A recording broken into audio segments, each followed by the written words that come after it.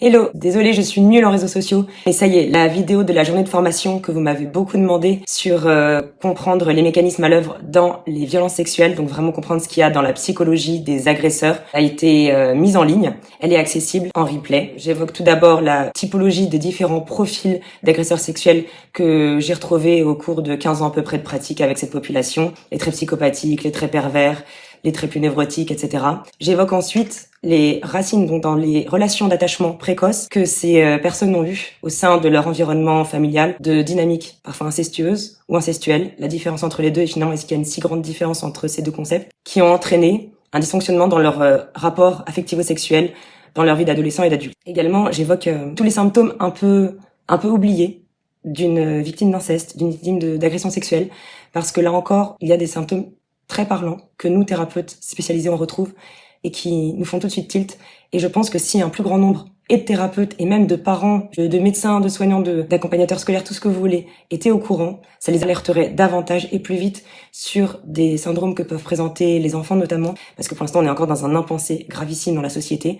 Dans le public, il y avait aussi des personnes victimes qui sont pas cachées d'être passées par là et qui ont pu témoigner en fait de leur propre histoire, et je trouve que c'est jamais autant parlant que quand ça vient de l'intérieur, c'est-à-dire quand ça vient directement des personnes concernées qui commencent tout juste à s'exprimer, mais je trouve que le faire au sein d'une formation sur le sujet, c'est une grande chance. Donc merci aussi à ces personnes-là, et j'espère que celles et ceux qui viennent pour enfin se sentir comprises et crues, parce que peut-être que c'est jamais arrivé de leur vie malheureusement, même chez les soignants qui ne croient pas ou qui minimisent ou qui culpabilisent leurs patients et leurs patientes de leur raconter des choses, des flashs qu'elles ont l'impression d'avoir vus et elles sont pas sûres, ou alors le psy trouve ça tellement probable qu'il y croit pas, enfin c'est juste ravageur. Et du coup j'en viens à ma dernière partie dans la formation, quand le soignant reproduit le trauma au lieu de le soigner. C'est-à-dire justement tous ces soignants qui se retrouvent dans l'évitement, dans le déni, et c'est eux qui me le disent, ils viennent me voir en disant comment tu fais pour bosser sur ce sujet? Moi, dès qu'un patient me parle de sexe, je suis mal à l'aise. Alors, ça me rappelle trop ma propre histoire.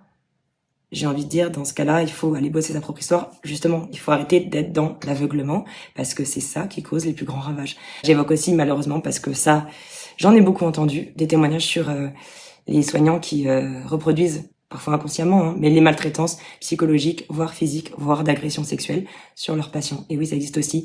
Et tout ça, il y en a marre du tabou. Il faut sortir de cette impensée, de cette indicible, en parler, écouter, qu'on puisse tous devenir actrices et acteurs de cette prévention contre les violences sexuelles. Moi, j'y crois. Je pense qu'on est en bonne voie, mais il faut continuer à en parler, à se renseigner, à se former. Donc, si vous voulez vous former davantage sur le sujet, que ce soit pour vous ou pour votre pratique professionnelle, vraiment, j'ai envie de dire, je ne peux que vous remercier. Et dans ce cas-là, faites-moi signe.